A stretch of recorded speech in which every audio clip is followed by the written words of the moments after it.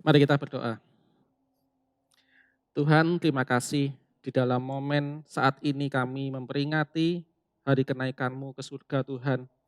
Biarlah Tuhan saat ini Engkau sendiri yang berbicara kepada kami, Engkau sendiri Tuhan yang akan menyatakan kehendak-Mu kepada setiap kami. Biarlah kami boleh semakin mengerti apa yang menjadi kehendak-kehendak-Mu dalam kehidupan kami, untuk bisa kami lakukan dan kami kerjakan sepanjang masa hidup kami Tuhan. Berkati setiap kami saat ini, berkati pula hamba-Mu Tuhan yang sebentar akan menyampaikan kebenaran-kebenaran firman-Mu ini. Berikan kemampuan kepada hamba-Mu, berikanlah kasih karunia itu buat hamba-Mu ini. Terima kasih Tuhan. Di dalam nama-Mu Tuhan kami, Yesus Kristus, kami sudah berdoa dan kami mengucap syukur. Amin. Mari Bapak Ibu Saudara sekalian, saya ingin mengajak kita semua untuk membaca firman Tuhan yang terdapat di dalam Lukas pasal yang ke-24, ayatnya yang ke-46 sampai ayat yang ke-49.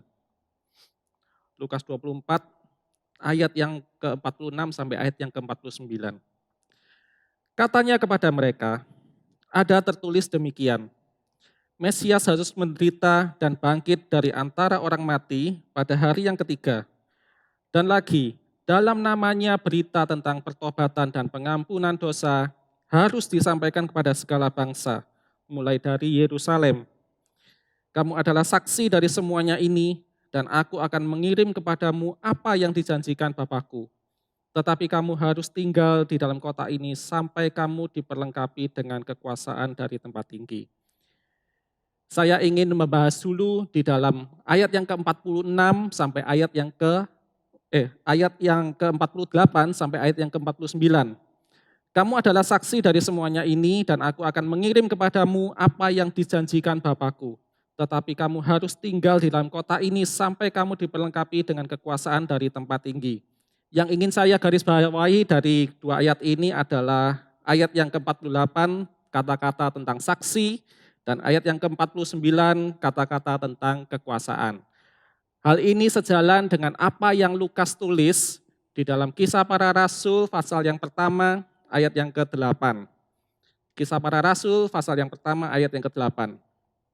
Tetapi kamu akan menerima kuasa kalau Roh Kudus turun ke atas kamu dan kamu akan menjadi saksiku di Yerusalem dan di seluruh Yudea dan Samaria dan sampai ke ujung bumi. Ya, Bapak Ibu Saudara sekalian dikasih Tuhan, saat ini kita melihat dari kedua bacaan ini baik Lukas maupun Kisah Para Rasul, setidaknya ada 2 poin yang sama yang disampaikan Yesus kepada para murid sesaat sebelum ia terangkat naik ke surga, yaitu tentang saksi dan tentang kuasa. Kita akan melihat dulu yang pertama tentang saksi.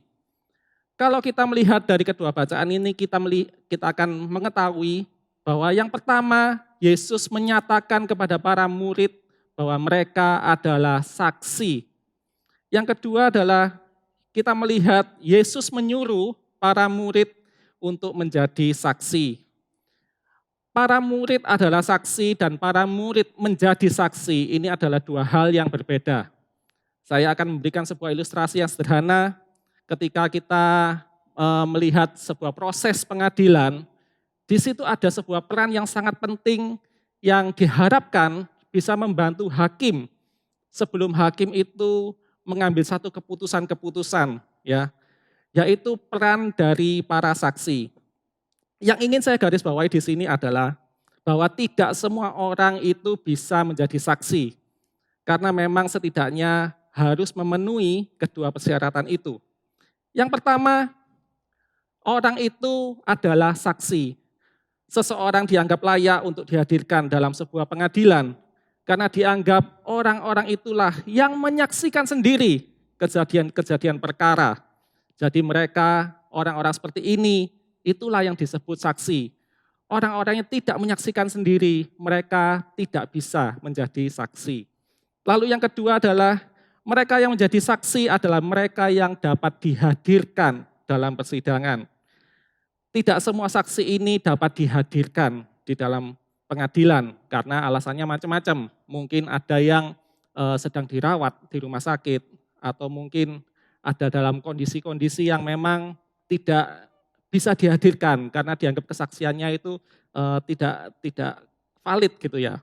Lalu kemudian ada juga mereka adalah saksi, tetapi kenapa mereka tidak dihadirkan di dalam pengadilan? Karena mereka itu takut, ya, dalam kondisi yang takut untuk hadir dalam pengadilan, sehingga mereka tidak bisa menjadi seorang saksi. Artinya adalah mereka yang dapat dihadirkan saja, hanya mereka yang dapat dihadirkan saja yang dapat menjadi saksi. Nah, dari ilustrasi ini kita bisa mengambil kesimpulan bahwa para murid itu adalah saksi-saksi Kristus. Mengapa demikian? Karena mereka yang selama ini telah mengikuti Yesus, mereka yang melihat dan mendengar bagaimana Yesus hidup, bagaimana Yesus melayani, bagaimana Yesus itu mengajar pengajaran-pengajaran kerajaan surga itu. Bagaimana Yesus melakukan banyak sekali mujizat-mujizat, menyembuhkan orang sakit, orang yang buta, orang yang lumpuh, dan membangkitkan orang-orang yang mati. Mereka menyaksikan dengan kepala mereka sendiri. Jadi artinya para murid ini memang adalah saksi. Jadi kalau mereka adalah saksi, dengan demikian maka para murid inilah yang benar-benar dapat menjadi saksi dan kemudian diminta oleh Yesus untuk memberitakan tentang kesaksian-kesaksian itu. Lalu yang menjadi pertanyaan kita sekarang, apa yang harus menjadi kesaksian dari para murid? Kita akan melihat di dalam Lukas pasal yang ke-24, ayat yang ke-46 sampai ayat yang ke-47. Katanya kepada mereka, ada tertulis demikian, Mesias harus menderita dan bangkit dari antara orang mati pada hari yang ketiga. Dan lagi, dalam namanya berita tentang pertobatan dan pengampunan dosa harus disampaikan kepada segala bangsa, mulai dari Yerusalem. Di sini kita melihat bahwa di dalam nama Yesus setidaknya ada berita tentang pertobatan dan pengampunan dosa. Ini harus disampaikan bahwa manusia itu harus bertobat dari dosa. Mengapa manusia harus bertobat dari dosa? Karena semua manusia telah jatuh dalam dosa. Kita mengingat kembali bahwa manusia itu sudah memberontak kepada Allah dan menjadi seteru Allah. Dan di situ tidak ada jalan pendamaian. Artinya apa? Manusia harus bertobat, mengakui segala dosa-dosa mereka. Dan bahwa Allah itu berkenan untuk mengampuni dosa. Jadi kita melihat kalau manusia itu bertobat dari dosa. Dan kemudian Allah sendirilah yang mengampuni dosa. Maka hasilnya di situ adalah keselamatan bagi manusia tersebut.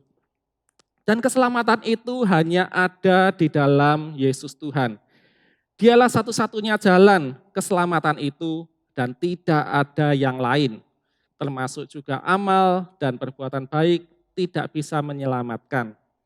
Jadi mengapa hanya melalui Yesus? Karena Yesuslah Mesias yang sudah mati di atas kayu salib untuk menebus manusia dari dosa. Dan kemudian dia bangkit pada hari yang ketiga. Hanya Yesuslah satu-satunya orang yang dapat menjadi korban penebusan dosa bagi seluruh umat manusia. Tidak ada orang lain yang bisa menjadi korban penebusan dosa selain Yesus saja. Dan semua itu dikerjakan oleh Allah melalui Yesus. Karena kita melihat di dalam Yohanes pasal 3 ayat 6, yang ke-16. Karena begitu besar kasih Allah akan dunia ini, sehingga ia telah mengaruniakan anaknya yang tunggal, supaya setiap orang yang percaya kepadanya tidak binasa, melainkan beroleh hidup yang kekal. Jadi berita tentang kasih Allah, berita tentang pertobatan, berita tentang pengampunan dosa, inilah yang harus selalu menjadi isi pemberitaan kesaksian kita. Jadi jika seseorang dapat mengenal Yesus, kemudian bertobat, mendapatkan pengampunan dosa dari Allah, dan mendapatkan keselamatan dari hukuman dosa, kita bisa mengatakan bahwa orang itu mendapatkan kemurahan Allah, dan orang itu mendapatkan kasih karunia Allah yang begitu luar biasa. Kabar baik yang ingin disampaikan pada pagi hari ini, sampai hari ini pintu anugerah atau pintu kasih karunia itu masih terbuka. Tangan Tuhan masih terbuka lebar untuk menyambut orang-orang berdosa yang bertobat. Kita sendiri juga adalah orang-orang yang telah menerima kasih karunia itu. Artinya kita sendiri sudah menyaksikan betapa besar kasih Allah, betapa besar kemurahan Tuhan, dan pengampunan Tuhan itu terjadi di dalam diri kita. Dan saat ini malah kita juga sudah diberikan kasih karunia untuk bisa menjadi saksi kepada orang lain, bahkan kepada segala bangsa.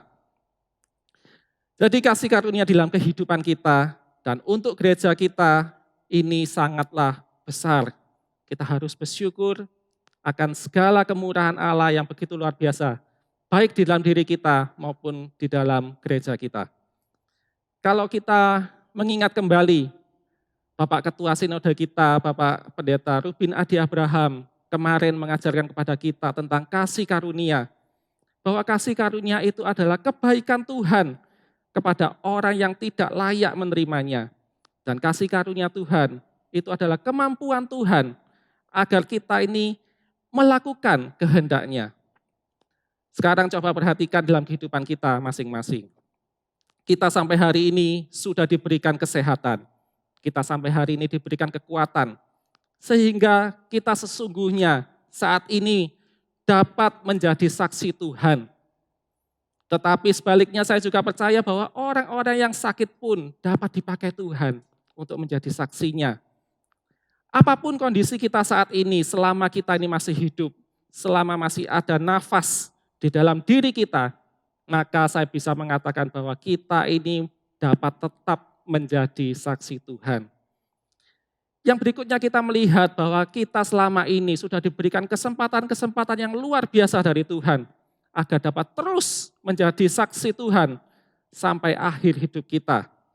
Baik dahulu pada saat pandemi ini, pandemi virus corona ini belum terjadi, maupun saat ini, di mana kita sama-sama masih hidup di dalam situasi pandemi. Kita melihat bahwa kesempatan-kesempatan itu masih ada, dan kesempatan-kesempatan itu masih tersedia. Bukankah ini adalah kasih karunia yang luar biasa? Lalu berikutnya, kita melihat bahwa saat ini pun kita dimampukan Tuhan untuk memberitakan kabar baik itu. Bukan hanya di dalam gedung gereja, tetapi bahkan bisa melampaui, melewati tembok-tembok gereja. Bagaimana caranya? Melalui media-media online yang saat ini disediakan Tuhan bagi anak-anaknya, bagi murid-muridnya, agar dapat dipakai dengan baik. Jadi mengapa saya memakai istilah dimampukan? Karena kita tahu bersama bahwa sebenarnya kita ini tidak mampu. Kita bisa melakukan semua ini, kita betul-betul melihat bahwa ini semua adalah kasih karunia Tuhan yang sudah diberikan kepada kita. Sebuah fasilitas yang luar biasa yang Tuhan sudah sediakan bagi kita. Saya secara pribadi percaya bahwa siapapun yang memang benar-benar adalah seorang murid Kristus dapat memberitakan Injil dan boleh untuk memberitakan Injil. Baik orang-orang yang mempunyai gelar-gelar akademis, teologi, seperti contohnya kalau di Alkitab kita bisa melihat Paulus, ya, orang yang sudah dididik dari sejak masa muda, ya, dalam pendidikan teologis. Tetapi juga ada orang-orang yang non gelar, orang-orang yang memang bersedia untuk benar-benar dimuridkan dengan baik. Saya bersyukur kita mempunyai contoh-contoh di dalam Alkitab, tidak jauh-jauh, yaitu dari para murid Yesus sendiri. Mereka kebanyakan adalah orang-orang biasa, ya, para nelayan, ada yang menjadi tabib sebelumnya, bahkan ada yang menjadi pemungut cukai. Orang-orang seperti itulah yang dimuridkan Tuhan untuk kemudian bersaksi, menjadi saksi Tuhan. Ya. Siapapun sesungguhnya dapat dipakai Tuhan untuk memberitakan Injil. Dan hal ini adalah sesuai dengan visi yang ada di gereja ini, yaitu dimuridkan untuk memuridkan. Mari kita semua jangan takut untuk mempergunakan kasih karunia yang diberikan Tuhan itu dengan baik. Kalau bukan kita, lalu siapa lagi? Kalau bukan sekarang, lalu kapan lagi? Pada prinsipnya adalah apa yang sudah Tuhan karuniakan, apa yang sudah Tuhan sediakan, harus bisa kita pakai dengan sebaik-baiknya. Itu adalah yang pertama tentang saksi. Lalu berikutnya tentang kuasa. Kalau kita melihat kembali di dalam dua bacaan, baik di dalam Lukas maupun dalam Kisah Para Rasul, kita akan melihat tentang kuasa. Bahwa Yesus mengatakan kepada para murid-muridnya, yang pertama, kamu akan menerima kuasa. Ya. Yang kedua, Yesus mengatakan bahwa kamu akan diperlengkapi dengan kuasa.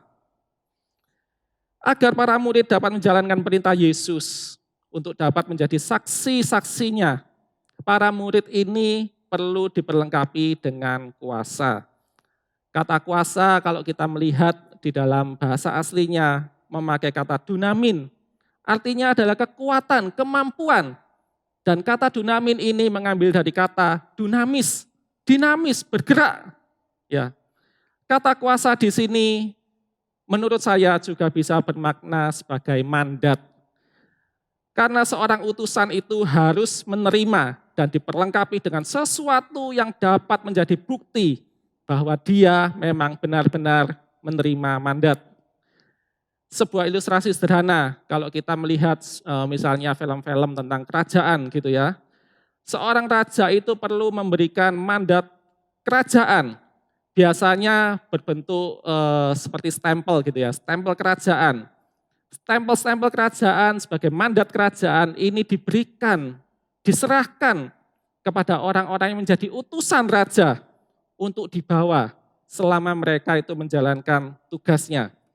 Sehingga para utusan tersebut dapat menjalankan amanatnya dengan membawa kekuasaan yang besar. Karena apa? Mandat itu berasal dari raja sendiri. Dan kita juga bisa melihat sebuah contoh di dalam Alkitab. Ketika Saulus hendak pergi ke Damsyik untuk menganiaya jemaat Tuhan yang ada di sana. Kita melihat bahwa Saulus itu membawa surat kuasa dari imam besar untuk ditunjukkan kepada majelis-majelis Yahudi yang ada di kota Damsyik tersebut. Surat kuasa ini diperlukan untuk menunjukkan bahwa Saulus itu memang menerima mandat dari imam besar dan dia memang mempunyai kuasa dari imam besar untuk melaksanakan penganiayaan itu. Kita kembali melihat dalam bacaan ini bahwa kuasa yang dimaksud oleh Tuhan Yesus itu adalah Roh Kudus, yaitu pribadi ketiga dalam keesaan Allah Tritunggal. Roh Kudus ini pada hakikatnya sama dengan Tuhan Yesus, yaitu sebagai Allah itu sendiri. Tetapi Roh Kudus itu tetap berbeda dengan Yesus. Karena memang secara pribadi, baik Roh Kudus maupun Yesus itu berbeda. Jadi ketika Yesus hendak naik ke surga, Yesus tahu bahwa murid-muridnya kalau diutus menjalankan perintah amanat agung, pastinya memerlukan mandat dari kekuasaan yang tertinggi. Siapa kekuasaan yang tertinggi? Yaitu dari Allah sendiri. Dan disinilah peran dari Roh Kudus untuk terus memampukan para murid menjalankan amanat Yesus itu. Dan Roh Kudus juga yang memberikan kekuatan yang luar biasa agar para murid dapat menjadi saksi-saksi Kristus kepada segala bangsa. Tanpa Roh Kudus, tidak mungkin para murid dapat bergerak menjadi saksi-saksi Kristus kepada segala bangsa. Jadi bisa dipahami bahwa kesaksian pemberitaan Injil Kristus kepada segala bangsa itu hanya dapat terjadi jika kita sebagai murid-murid dapat bergerak bersama-sama dengan Roh Kudus. Kalau kita bergerak bersama-sama dengan Roh Kudus, kita diberikan kekuatan dan kemampuan yang luar biasa. Keep walking with God, bukan hanya sekedar tema besar kita tahun ini. Bukan hanya tentang kehidupan, berbicara tentang kehidupan sehari-hari untuk setiap pribadi. Masalah pekerjaan, masalah keluarga, masalah ekonomi dan lain-lain. Tetapi walking with God, keep walking with God. Ini juga berbicara tentang pelayanan dan dalam hal pekabaran Injil. Hal-hal inilah yang hendak diingatkan Tuhan kepada kita Pada pagi hari ini, di dalam ibadah ini, di dalam kita memperingati kenaikan Yesus ke surga. Kita yang sudah menerima karunia menjadi saksi Kristus, karena kita memang adalah saksi-saksi Kristus, tetapi selama ini masih tidak dapat berfungsi sebagaimana yang seharusnya yang diharapkan oleh Tuhan. Maka kita saat ini perlu mengevaluasi diri kita sendiri.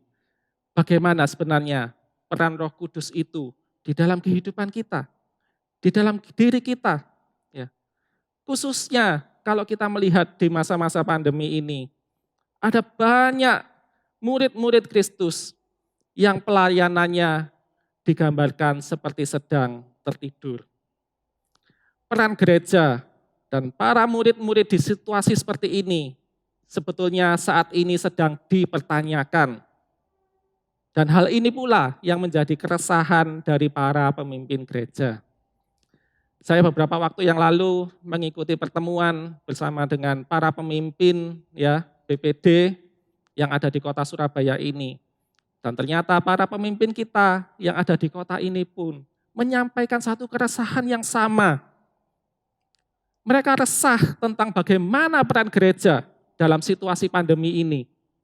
Karena tidak semua gereja dapat melakukan pelayanan. Bahkan ada gereja-gereja yang dalam tanda kutip tadi tertidur. Hal lain yang meresahkan para pemimpin kita adalah tentang kenyamanan jemaat di dalam beribadah secara online. Kita mengetahui bahwa kekusyukan beribadah dalam ibadah online itu tidak sama seperti ketika kita beribadah di dalam gedung gereja. Hal ini berbicara tentang penghayatan dan makna beribadah yang para pemimpin ini lihat semakin lama kok semakin berkurang.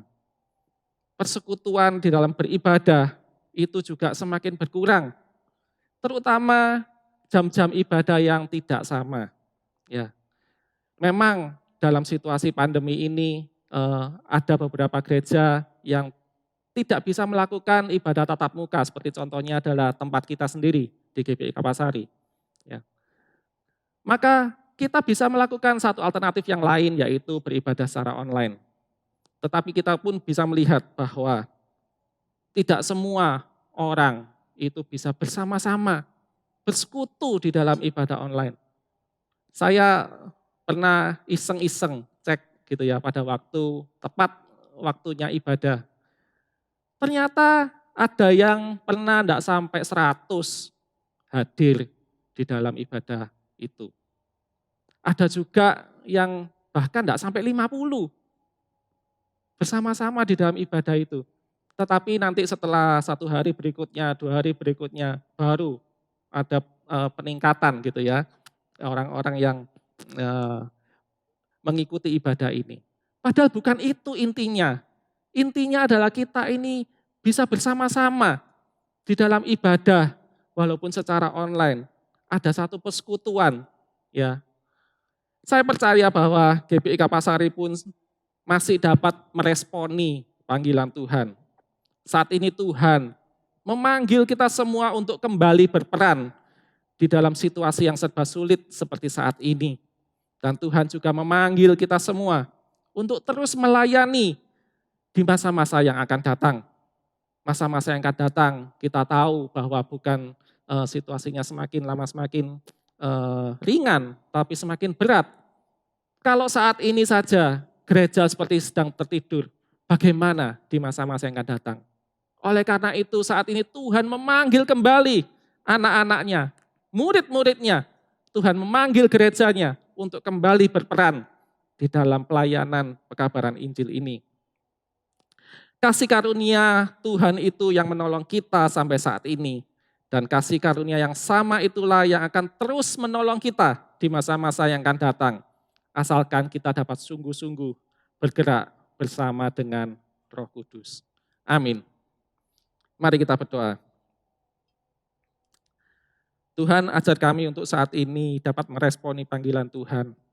Ampuni Tuhan setiap kami apabila kami selama situasi yang sulit ini Ada banyak sekali halangan-halangan yang merintangi setiap kami di dalam kami berperan, di dalam kami mengambil langkah-langkah untuk melayani Tuhan.